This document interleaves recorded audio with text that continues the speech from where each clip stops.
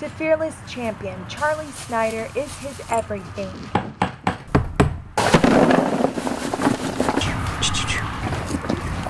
All this responsibility on top of Charlie's last year of college classwork. But Charlie is only the 55th person to ever take on these tasks as the masked rider, the centerfold of one of Texas Tech's most chilling game day traditions. You just feel the rush of excitement and the rush of running the field, and then you get to the end and you're like, oh, we're done.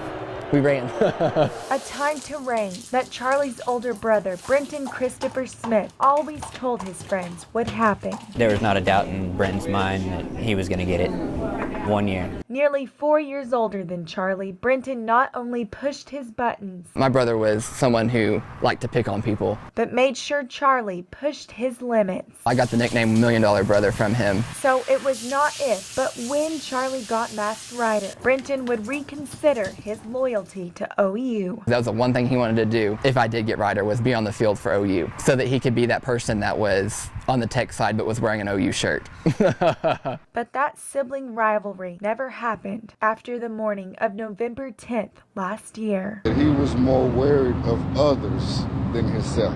It's those qualities Marcus Dennis speaks about that drew Brenton to serve in the Army. Heroism that backfired the day before Veterans Day. Everything just got out of hand and it happened so fast. Brenton was on his way to work in Dallas when his truck locked up on him. As a security guard, Marcus pulled over to help him while Brenton stood in front of his truck to warn oncoming drivers. Unfortunately, trying to keep that from happening is what caused this to happen. Because while a semi swerved to miss Brenton, a city bus trailing it could not miss him. Guard bus driver couldn't have slowed down.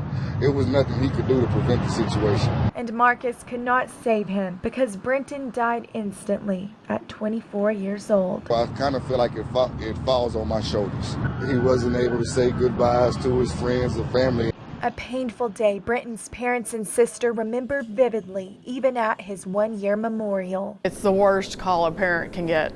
I mean, that's the best way to explain it. You just cry until you can't, and then you're numb. And among Charlie's racing flashbacks with Brenton, his piece of tryout advice stuck. He was always like, you will, you will. He's like, you've wanted it, you'll do it. Support that carried Charlie through the tryout process only 2 months later. I think Brenton was there just saying, don't stop, just go get it. And Charlie did. His little pushes were there to make sure it happened. Which is why he wears Brenton's thumbprint around his neck during each of his runs. Where nobody can see it, but I know it's there. And each game, Fearless Champion pays back the care as an emotional support animal for the Sniders. It's given them something to look forward to and kind of a life to live for. Especially that highly anticipated OU game that ironically fell a year from the last day Brenton was with his entire family. He's probably like, I couldn't be there, but here you go. This is for you. And that is a day they don't have to tell him about at his gravesite. He never missed any of it. Because they know he was there. Matter of fact, probably had the best seat in the house. We know he did. We just wish it would have been next to us.